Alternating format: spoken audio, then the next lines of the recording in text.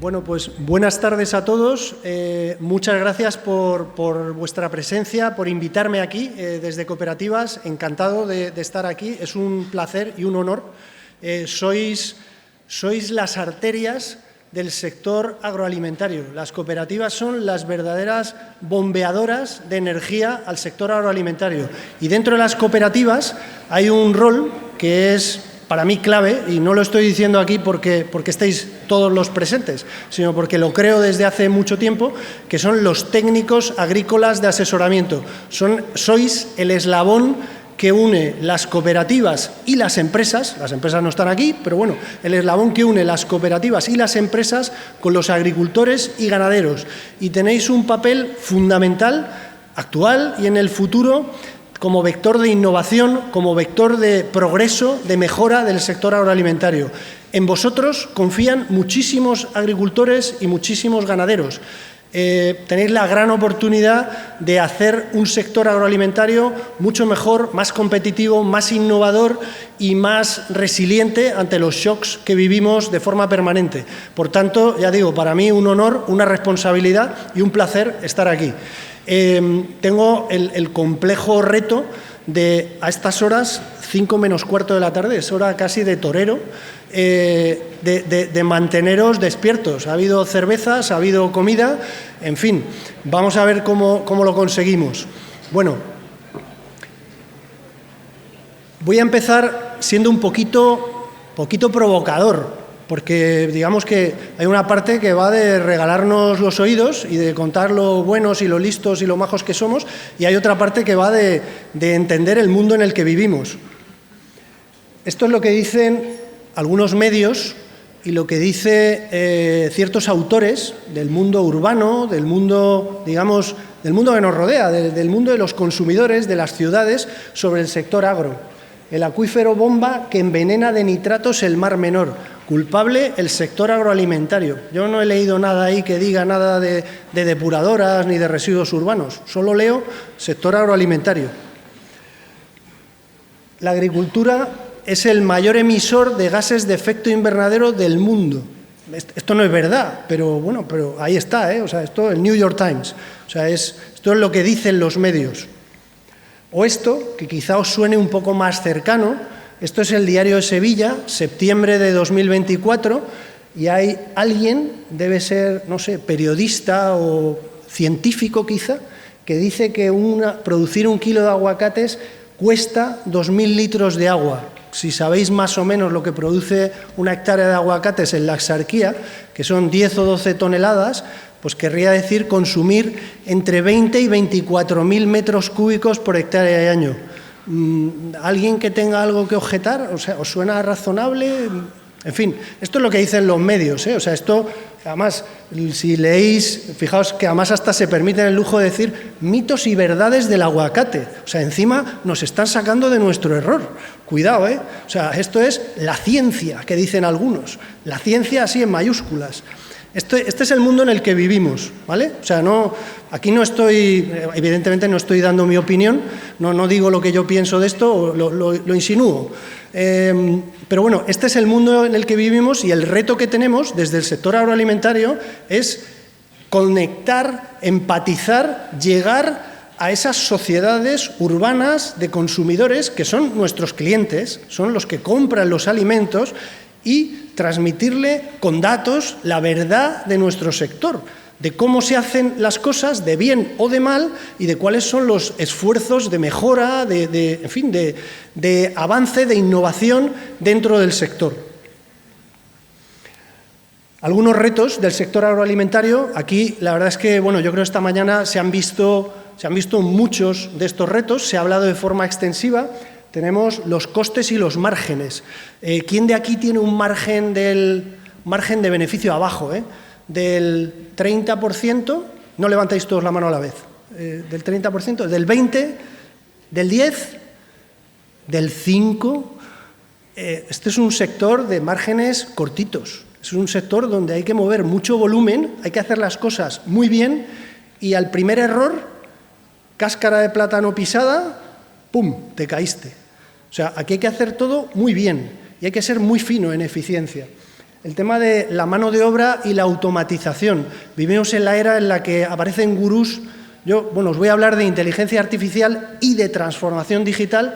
No os voy a contar una película de ciencia ficción ni de futuro de inteligencia artificial. Seguro que habéis leído muchos artículos, habéis visto muchos programas en televisión, habéis visto muchos vídeos en YouTube que os cuentan que dentro de un año os vais a quedar en paro todos, porque la IA os va a sustituir. Sinceramente, no es eso lo que va a ocurrir, punto número 1. Punto número 2, digamos que creo que no es nada práctico ese mensaje y que desde luego no es mi objetivo generaros ese nivel de ruido, ¿no? Pero sí estamos hablando continuamente de mano de obra y de automatización, y estos gurús de lo que va a venir en el futuro te cuentan que los robots son muy malos porque nos van a dejar sin trabajo. Y yo cuando miro al sector agroalimentario digo, por favor, que vengan rápido los robots porque ya no tenemos gente. La gente ya ha desaparecido, la gente ya no quiere estar ahí a pleno sol recogiendo melocotones o haciendo cualquier tarea más o menos dura. Las tareas duras, si hay robots que las pueden hacer, por favor, que vengan y que vengan rápido, porque las personas no quieren hacerlas, no queremos hacerlas. Por tanto, insisto, que lleguen rápido los robots, tenemos que innovar muy rápido. Más retos, el tema de los recursos, los insumos. Bueno, aquí, claro, estamos en España, hay que hablar de agua. Por cierto, enhorabuena, que ha llovido este año y los embalses se han dado un respiro y los acuíferos también. Pero no solamente hablamos de agua, hablamos de fertilizantes, hablamos de semillas, hablamos de plásticos o de materiales de embalaje, hablamos de todo tipo de energía, por supuesto. El sector agroalimentario es una balanza energética. O sea, el sector agroalimentario es bastante intensivo en consumo de energía, de forma directa e indirecta, y a su vez genera energía en forma de alimentos. Por tanto, es un sector muy delicado en cuanto a esos insumos. Y, por último, y bueno, tenemos muchos más retos, porque la verdad es que el sector agroalimentario hay que ser experto en todo, pero el de la sostenibilidad medioambiental. La sociedad nos pide que produzcamos alimentos de la máxima calidad, el día D a la hora H, y que además protejamos el medio ambiente o que no lo destruyamos, ¿vale? Eso es solamente lo que nos pide la sociedad. Yo me voy a permitir el lujo de hacer aquí una pequeña reflexión de qué ha ocurrido en los últimos 5 años con distintos sectores de actividad. Y voy a enunciar la sanidad, la administración pública, sector eléctrico, sector de telecomunicaciones, banca, agroalimentario. Todos esos sectores que he mencionado, menos uno, han tenido apagones severos en los últimos 5 años. No me estoy yendo a 25 años. Ha habido uno que no, que es el sector agroalimentario, porque todos los días las estanterías de todos los supermercados han estado perfectamente surtidas y ni en lo más profundo del COVID, ni en los peores momentos de la invasión de Ucrania ha habido desabastecimiento de absolutamente nada. Por tanto, algo debemos estar haciendo bien. Quiero decir que con todos los retos que tenemos, pero hay algunas luces que yo creo que nos deben dar un poco de motivación y de orgullo de sector, porque este sector, insisto, contra viento y marea, no ha tenido apagones y ya no hay ningún sector que lo pueda decir, ¿eh? Fijaos, todos esos otros que he dicho han tenido apagones, algunos por todo lo alto, o sea, algunos a lo grande. Además, tenemos consumidores que nos piden calidad, nos piden saber qué se están comiendo, nos piden tener todo tipo de productos en todas las épocas del año con la máxima calidad en todo tipo de formatos, como si esto fuera fácil. Pero bueno, esto es algo que nos están pidiendo los consumidores, son retos que tenemos en el sector. Y nos piden además algo que creo que nos puede beneficiar mucho como sector, que es transparencia. Porque cada vez que desde el sector agroalimentario no damos transparencia, el señor ese que decía lo de los 2.000 litros de huella hídrica por kilo de aguacate pasa a un estadio de alguien creíble y nosotros, como sector agroalimentario, pasamos a ser los feos, los tontos y los malos, los que lo hacemos todo mal. O sea, bueno, aquí hay que defenderse con transparencia, dando datos y explicando cómo hacemos las cosas. O sea, ahí tenemos una gran oportunidad. Insisto, esto, más que un requisito, debería ser algo autoimpuesto. Tenemos que explicar cómo hacemos las cosas porque se hacen mucho mejor de lo que cuentan ciertos medios o ciertos gurús del mundo urbano. Y estamos en una revolución tecnológica. Digamos que hace años llegó la revolución digital, todavía está llegando la revolución digital y, de hecho, en mi presentación voy a hablar de la IA, pero es que no quiero saltar a la IA sin hablar de tener datos antes. Saltar a la IA sin tener datos digitales antes es un salto suicida. O sea, no es una buena recomendación. Estamos en medio de una revolución digital en la que somos capaces de digitalizar, de tener datos, información de todo lo que ocurre en la precosecha, en la poscosecha, en las cadenas logísticas hasta los mercados y, además, tenemos muchísimas herramientas que nos permiten empezar a pensar en cómo hacer tareas, cómo robotizar procesos, cómo mejorar la toma de decisiones, cómo interaccionar con los sistemas de información, cómo conseguir muchos más datos y mucha información de forma mucho más humana, mucho más natural. Toda esta revolución también está llegando al sector agro. Yo creo que los grados de adopción son muy heterogéneos. Hay gente que está todavía en la era del papel y del Excel como mucho, y hay gente que está ya utilizando algoritmos de inteligencia artificial para operaciones muy sofisticadas o que están interaccionando directamente con máquinas o con robots y que hacen cosas muy sofisticadas. Todo esto es una gran oportunidad para todos los que estamos aquí. Esto no es una moda.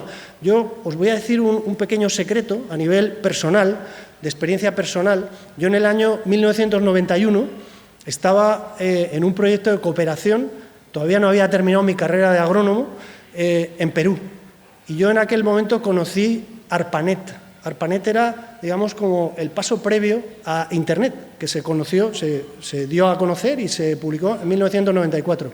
Cuando yo conocí ARPANET, pensé que esto iba a ser una revolución y que de verdad iba a cambiar el mundo y iba a aportar muchas cosas. No estaba muy desencaminado, la verdad. O sea, yo enseguida me enganché a aquello y fui de los primeros 100 usuarios de Internet en España, en fin. En el año 2007, cuando los señores de Apple lanzaron el iPhone, yo llevaba unos años ya diciendo, joder, a ver si alguien lanza algo así.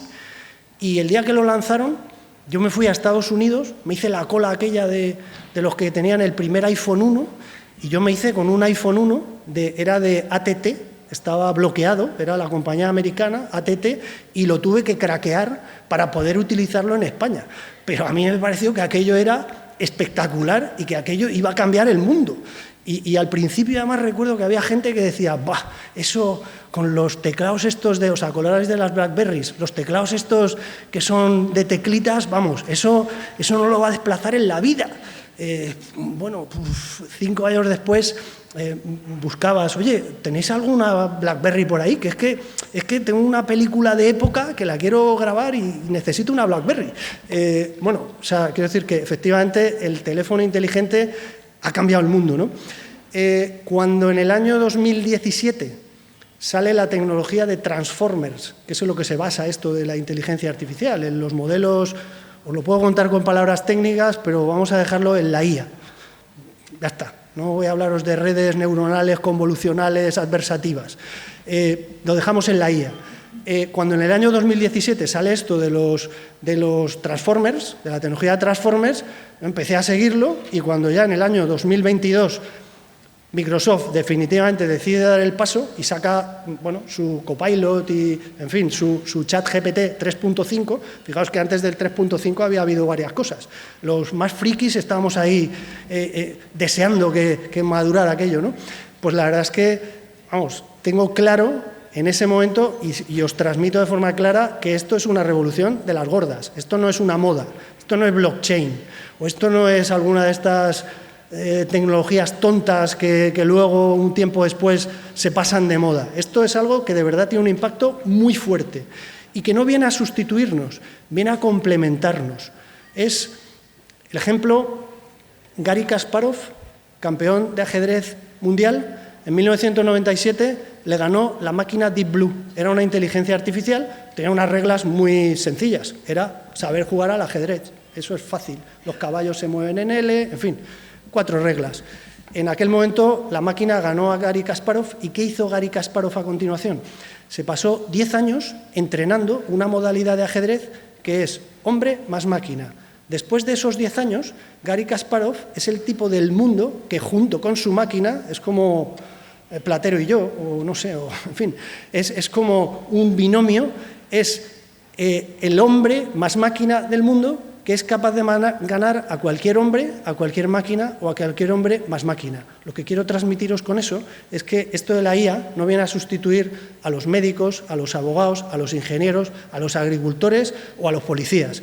Lo que viene es a complementarles, viene a hacernos mejores, a hacernos más productivos, a acertar más en nuestras decisiones. A eso es a lo que viene la IA.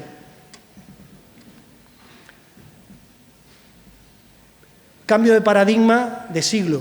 Venimos de un siglo que es el siglo XX. En el siglo XX han pasado cosas espectaculares. Hemos tenido, a principios del siglo, inventamos el ciclo Bosch-Haber.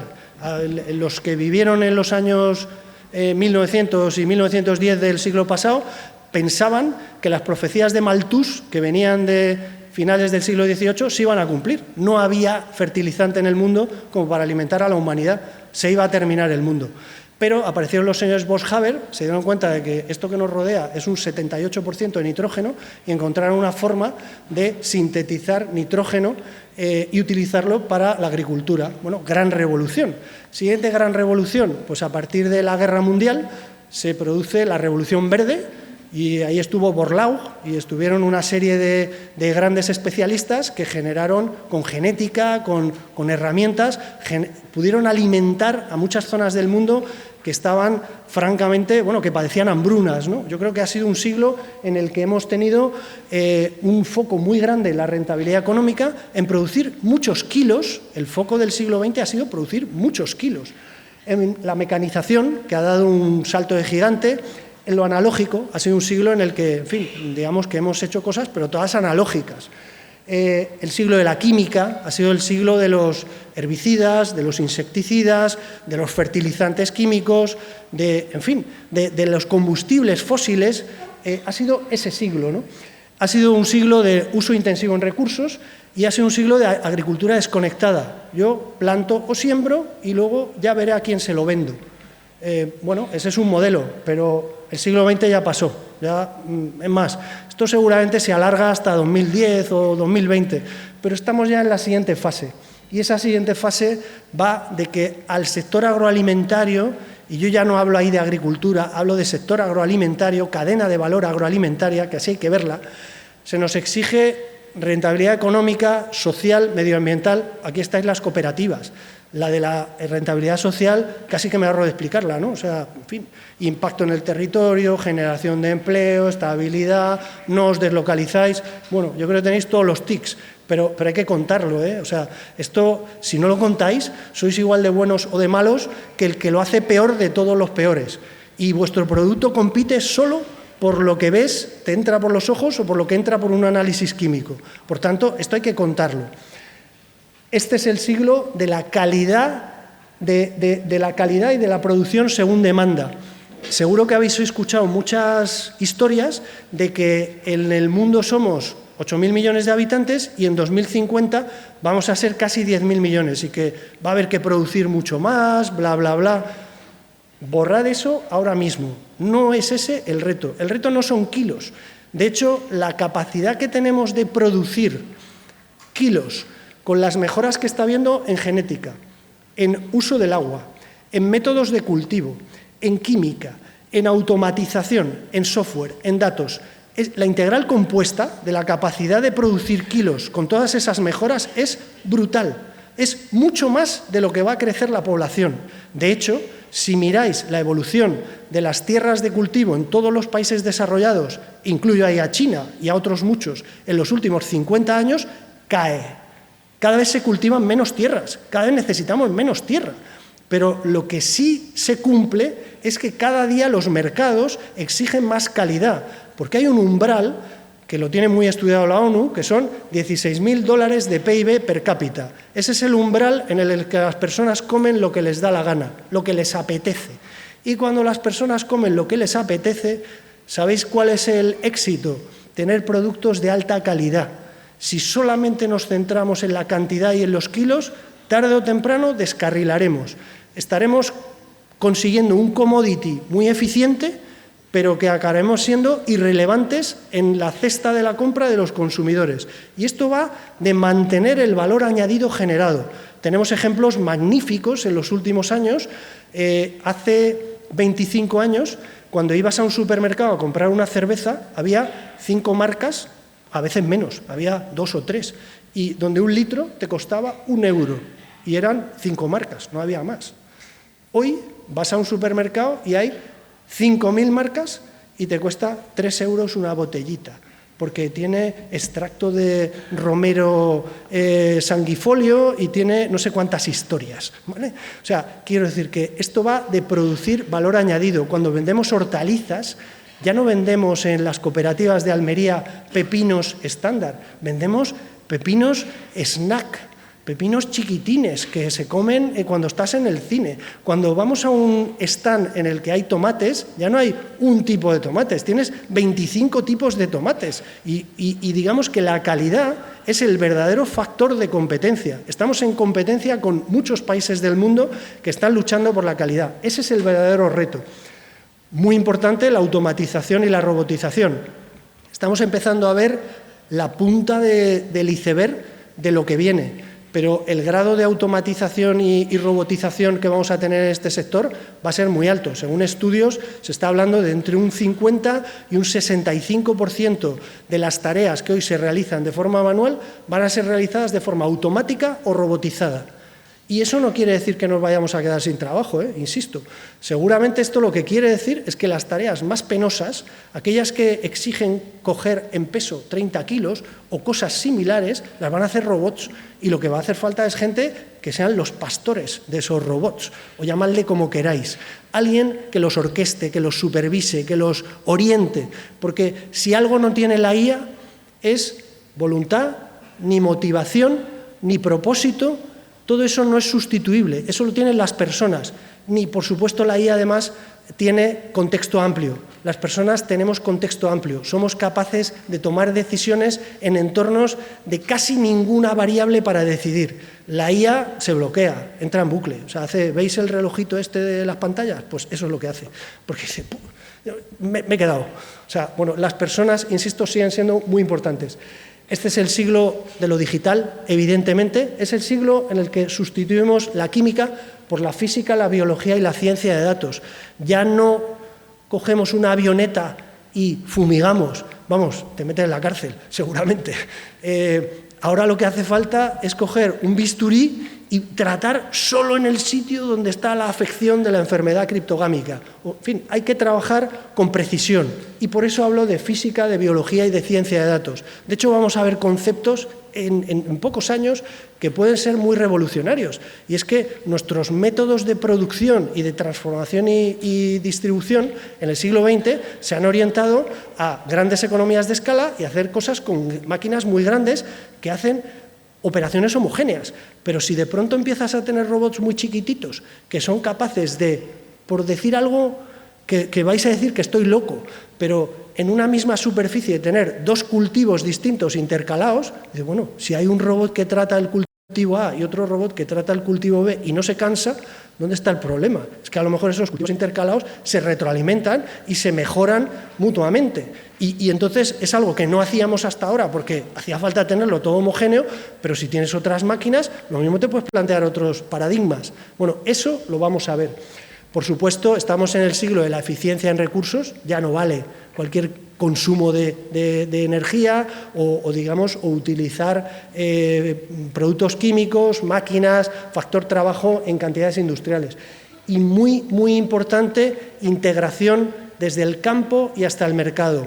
Esto ya no es agricultura y ganadería, esto son cadenas de valor que tienen que ir desde la producción primaria, desde la producción en el campo, hasta el mercado de consumo y viceversa, porque hace falta que haya un flujo físico de productos, un flujo económico, queremos que nos paguen por nuestro trabajo, lógico, y un flujo de datos, muy importante. Y ese flujo de datos es el que sirve para alinear oferta y demanda, es el que sirve para entender cuáles son las preferencias de los consumidores, es el que sirve para ir adaptando todo ese ecosistema productivo a lo que va demandando el mercado, en calendarios, en calidades, en segmentos de mercado, en geografías. O sea, tenemos que adaptar muchísimo las cadenas y gestionar las cadenas como un todo.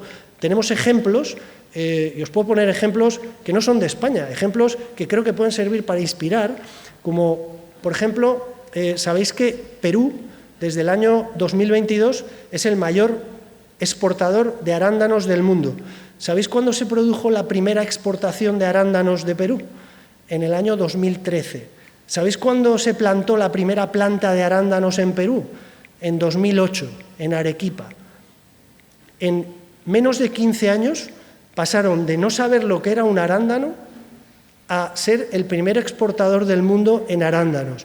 Y el arándano hace unos años era una cosa que se comían los americanos con esas señoras rubias y con tirabuzones que hacían tartas y que las ponían para que se las comiera el oso yogi. Eso era el arándano. A día de hoy el arándano es una fruta que se consume en muchísimas ocasiones y que lo que se ha hecho es trabajar mucho esa categoría de consumo. Pero os puedo poner muchos más ejemplos del estilo, ¿eh? Tenemos auténticas revoluciones en los últimos años. No sé, los chilenos, el último año, la última campaña, que ha sido de enero a marzo de este año, han exportado 4.000 millones de dólares en cerezas a los chinos. Venden unas cerezas así muy gordas, jumbo y super jumbo de categoría, ya la palabra ya indica el tipo de cerezas que son, y los chinos las compran como, en fin, como si fuera droga. O sea, las compran con auténtica dedicación, ¿no? Y es un mercado que no existía, simplemente se ha creado.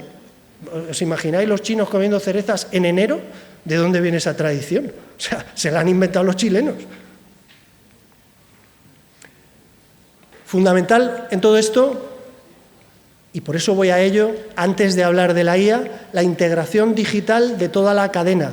No vale que hagamos la transformación digital en champiñones, de tengo una app que hace el riego, tengo otra app que hace el check-in, check-out de los trabajadores en el campo, tengo otra que hace las recomendaciones de fertilización. Esto no va así, esto es una cadena, y lo que tenemos que medir es la eficiencia de nuestras cadenas, y cuando medimos la eficiencia de la cadena, y aquí estamos integrando a agricultores, a técnicos, a cooperativas, a operadores logísticos, cuando medimos la eficiencia de la cadena, es cuando de verdad se consiguen eficiencias altísimas, ganancias de productividad altísimas que podemos compartir.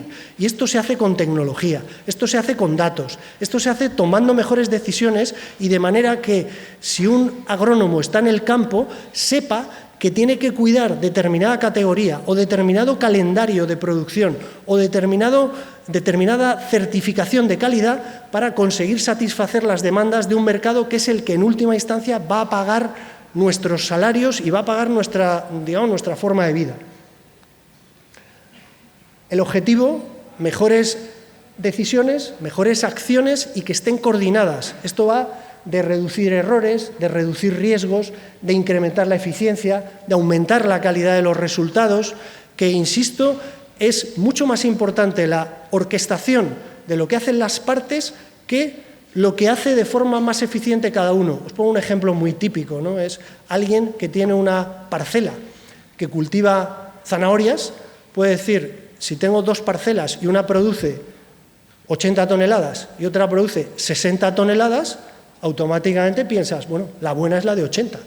Bueno, depende. Si resulta que la de 80 es pedregosa y resulta que acaba teniendo un 30% de destrío y la otra tiene un 3% de destrío, ya os digo yo que la buena es la de 60, porque la de 80 no solamente vas a tener que incurrir en muchos más costes de fertilizantes, de agua, etcétera, sino que encima luego lo vas a recolectar y te vas a llevar esas zanahorias hasta la planta de la cooperativa. Y en la cooperativa vas a tener que separarlas, vas a tener que lavarlas, vas a tener que gastar un montón de energía y luego al final te va a costar dinero destruirlas. O sea que luego es que quitarse de encima 20 toneladas de zanahoria no es gratis.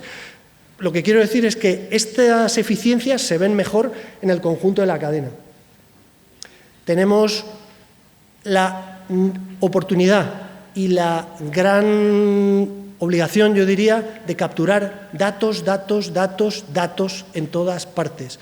No podemos seguir decidiendo basados en la intuición. Cuando no tenemos datos, correcto, lo mejor es la intuición, pero es que ya tenemos la oportunidad de capturar muchos datos.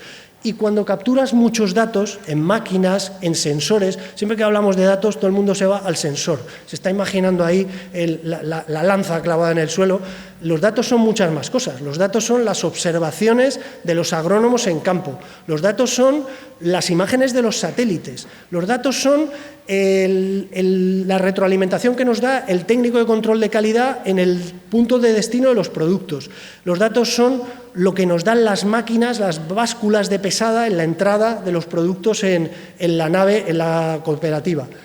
Muchísimos datos, que es lo que sirve para tomar mejores decisiones en una transformación digital más clásica y, por supuesto, estos datos son los que van a servir para que la IA, esa inteligencia artificial que acaba de aterrizar, empiece a hacer cosas que tienen sentido. Porque cuando le dais a la inteligencia artificial datos malos, sabéis lo que os genera, ¿no?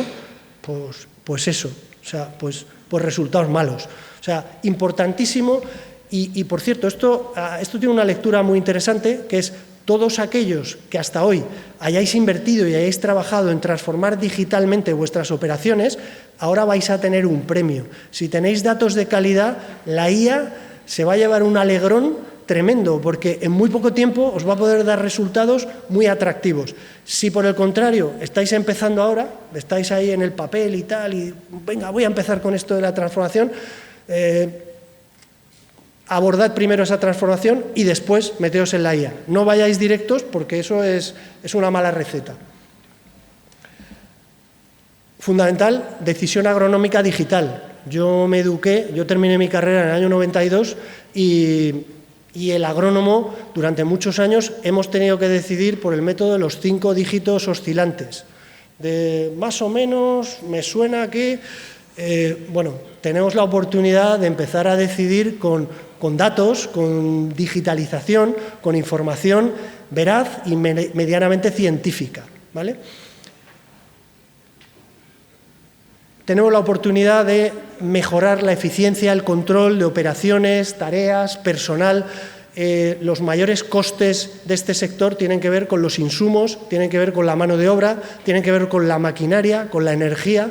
Bueno, pues tenemos la oportunidad de medir todo esto y de medirlo en tiempo real y de además orquestarlo con toda la cadena de aprovisionamiento. Tenemos la posibilidad de controlar, bueno, esto ya no es que tengamos la posibilidad, es que hay leyes que nos exigen controlar a los trabajadores en el campo o en la industria. Bueno, con medios digitales, a día de hoy, tenemos la oportunidad de pedirle a un trabajador que por un mensaje de voz en WhatsApp diga que está en determinado sitio y que su posicionamiento GPS confirme que efectivamente está en ese sitio. Y la IA lo introduce como un registro digital. Es decir, que tenemos ya mecanismos muy probados, muy rodados, que nos permiten de una forma bastante humana cubrir operaciones de control que son muy habituales y en grandes organizaciones muy costosas en muchas ocasiones. Tenemos la oportunidad de tener inteligencia en fertirriego. Esta mañana se ha hablado mucho de agua. La agricultura en la península ibérica se basa en el agua. O sea, el que no entienda eso es que no pasó por primero de agronomía. Bueno, ya no digo primero de agronomía, primero de botas de campo. O sea, esto necesita agua. Pero esto de la inteligencia artificial, esto de la transformación digital, nos aporta una oportunidad enorme de potenciar algo que creo que ya está dando réditos en nuestro país, pero va a dar muchos más, que es el riego deficitario controlado inteligente, que es, yo no tengo cualquier cantidad de agua que me apetecería tener, sino tengo la que tengo. Y una vez que tengo la que tengo, ¿cómo la distribuyo de la forma más inteligente posible en función de los estados fenológicos y en función de mi objetivo de producción? Y eso es algo que, si tienes que hacerlo a base de... No sé si habéis visto, algunos de vosotros, la película Alcarrás, año 2021, se basa en un chico que en la provincia de Lérida pues es una segunda generación de agricultores y se tiene que levantar a las 5 de la mañana allí a mover el tablacho para abrir la acequia y que entre agua en la finca. Esta mañana se ha hablado también de relevo generacional. Pues no te pongas así. Agua. Estaba hablando de agua y se ha caído el agua. Bueno, básicamente no podemos esperar que el relevo generacional signifique que los chicos de 18, 20 o 22 años hagan las cosas de la misma manera que sus padres o sus abuelos. Tenemos que darles herramientas, tenemos que darles móviles para que lo hagan a distancia, tenemos que darles automatismos, algoritmos que lo hagan por ellos, que programen esto, que definan las variables y que, digamos, haya máquinas que trabajen por ellos. Esa es la base número 1 de ese relevo generacional y, desde luego, en ámbitos como el de la inteligencia en fertirriego tenemos la gran oportunidad de usar de forma más eficiente los fertilizantes, el agua y de seguir en ese camino que ya hemos seguido en los últimos años, que es que en los últimos 20 años aproximadamente hemos aumentado un 15% nuestra superficie de riego. Pero ¿sabéis lo que ha ocurrido con el consumo total de agua? Que está plano. Consumimos la misma agua con un 15% más de superficie. ¿Y eso qué es? Eficiencia. Eso no es nada más que eficiencia. Bueno, todavía hay mucha más eficiencia que podemos aprovechar. Cuando eso además lo unimos a esas placas solares que a día de hoy nos sobran en España, sobra energía en cantidades industriales durante el día, que por cierto es cuando las plantas tienen la manía de tener sed. Durante el día las plantas solares fotovoltaicas en España producen energía de una forma tan obscena que nos pasamos las primaveras enteras con precio cero de la energía. Bueno, pues tenemos la gran oportunidad de utilizar de forma eficiente esa energía que, por suerte, tenemos de forma muy abundante para hacer un riego más eficiente, no solo en términos hídricos, sino en coste, que nos cueste menos dinero. Y, por cierto, aquí hay mucho que reclamar a los reguladores, que la regulación no ayuda mucho a hacer esto, pero si alguien tuviera dos dedos de frente y sumara 2 más 2, pondría mecanismos tarifarios que favorecerían mucho el consumo durante los días solares, que son casi todos los que hay entre marzo y agosto, más o menos. No sé si os suena por calendarios de riego. Control de calidad y certificaciones. Pues, de nuevo, hasta ahora, esto de las certificaciones y los controles de calidad, en general, y aquí hay grandes expertos, pero en general esto se ha basado en la raíz cuadrada, en yo voy un día, aviso a mi agricultor, le digo, oye, ponte guapo, que te voy a ir a hacer una foto tal día. ¿Y tú qué haces? Pues te pones guapo y te saca una foto. Y, hombre, eso, a ver, es mejor que nada, pero es mucho mejor el control de calidad continuo. Y si lo podemos tener cada uno de los productores, cada uno de nosotros, el día que llega ese certificador o ese controlador de calidad, no es solo que estás guapo porque te has peinado, bueno, no yo, pero bueno, otros que se hayan peinado, sino que además, digamos, ese día es que has aprendido qué cosas hacías mal y las haces mejor. Y entonces ese control de calidad y esa certificación es más fiel a la realidad. Y se basa en datos, por cierto. Muy importante el análisis técnico-económico, que esto nos lo da la transformación digital, los datos, que nos permite decidir con información y tomar decisiones mucho más inteligentes, ¿no? Muy importante lo que hagamos en la poscosecha. Como os decía antes, esto no es agricultura y ganadería, esto es lo que ocurre luego en la planta agroindustrial, esto es lo que ocurre luego en la logística. También fundamental, una comercialización agroalimentaria avanzada. No todos los productos valen para todos los mercados, ni para todos los calendarios, ni para todos los segmentos de clientes. Hay que darle a cada mercado lo suyo. Y eso es algo que exige datos y que exige precisión y que exige Tetris. Son fichas que van cayendo y tú las tienes que colocar donde mejor encajen. Pero esto se hace con información, con orquestación, con integración digital de toda la cadena. Fundamental el alineamiento de la oferta y la demanda. Hay sectores agrícolas que yo creo que son el paradigma, ¿no?, de este alineamiento, que es el de las hortalizas de hoja. ¿Habéis visto esas bolsas de lechuga y canónigos y no sé cuántas cosas más que todos los días nacen allí en En los estantes de los supermercados, milagrosamente, están frescos, turgentes y con un montón de especies dentro de la bolsa que dices, ¿cómo lo harán estos tipos? El secreto es que los especialistas en este tipo de productos de cuarta gama meten del orden de unas 40 especies vegetales y hasta 120 combinaciones especie-variedad. Imaginaos lo que es eso, multiplicado por millones de bolsas cada día.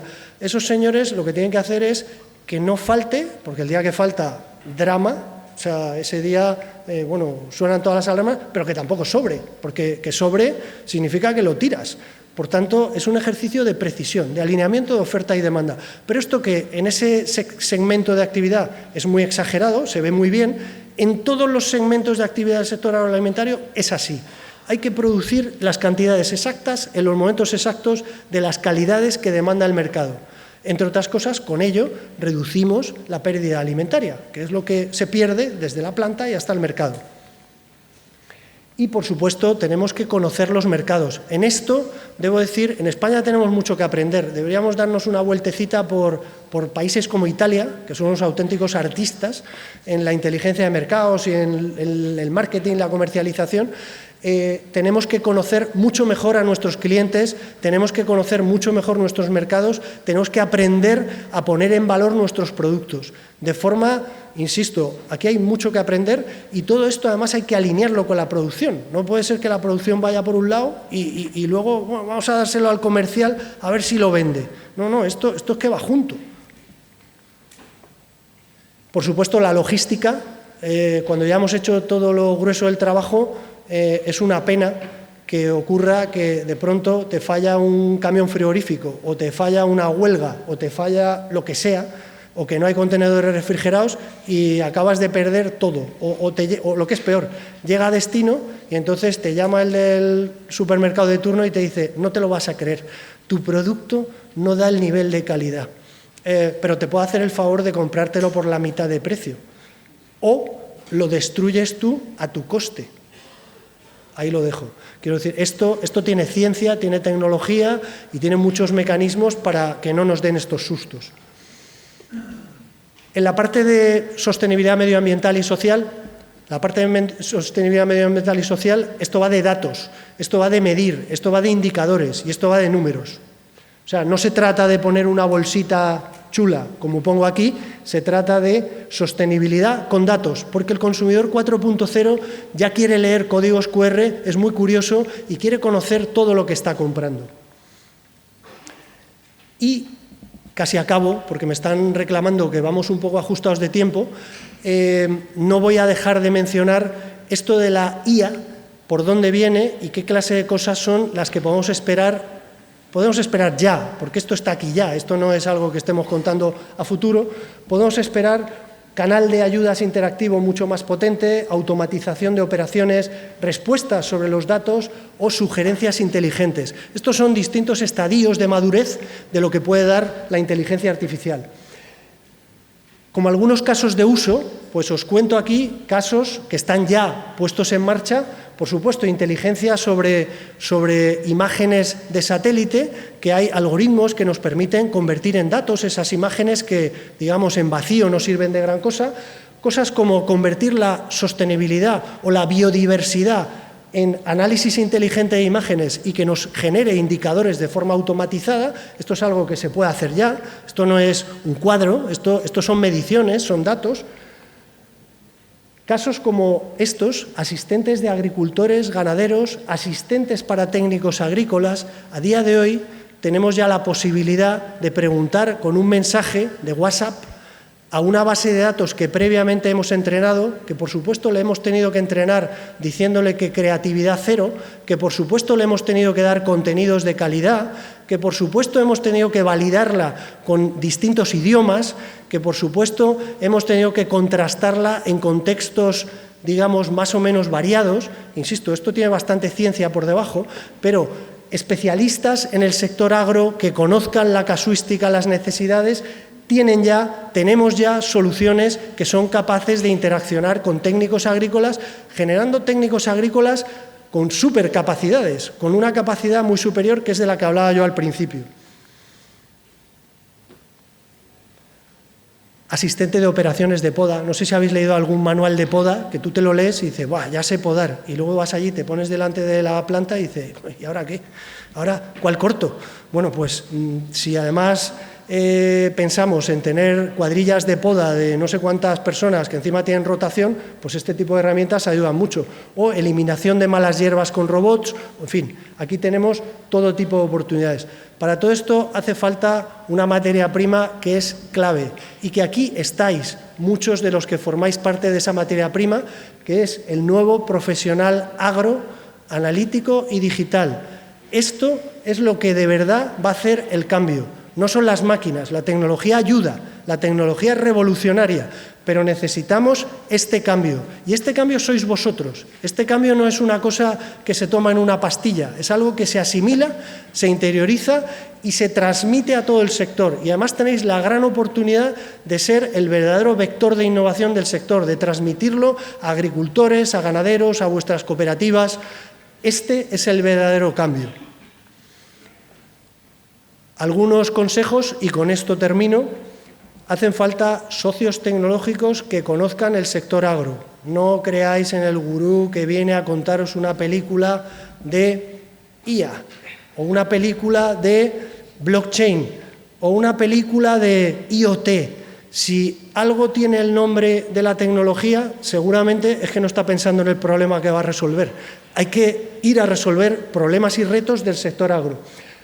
Tiene que ser tecnología útil e integrada y, muy importante, siempre que hablamos de tecnología surge la misma cuestión en todos los foros. Es que es cara. A ver, la tecnología no es ni cara ni barata. Lo que le tenéis que exigir es que tenga un retorno y que ese retorno se mida. Y si se mide y es positivo, si consigues la inversión, recuperarla en 1 año o en 2, es barata. Da igual lo que cueste, es barata. Y si por muy barata que sea aparentemente, no tienes el retorno en 5 años, pues olvídate, no vayas a esa tecnología. Tenemos que buscar ventajas competitivas en producto, en proceso, en innovación, en cultura. La tecnología es un gran cambiador de culturas y tenemos que empezar a profundizar en esa transformación digital cuanto antes. Las nuevas generaciones vienen todas con un móvil pegado a la cara. Y es así, no es ni bueno ni malo. Los chavales jóvenes de 15, 20 o 25 años, si no hay wifi, se van. No están. Aprendamos a trabajar así porque es lo que viene.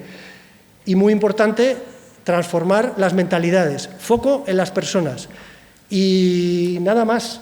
Muchas gracias a todos por vuestra atención y a vuestra disposición.